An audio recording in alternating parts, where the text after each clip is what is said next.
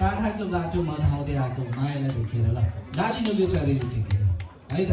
यता हान्दैन डाली लोग्यो ल है अब सबैजना एकचोटि रमाइलो गरौँ हाम्रो विवशजी पनि आउनु होला हामी सँगै रमाइलो गर्छौँ दिपकजी ट्र्याक प्लिज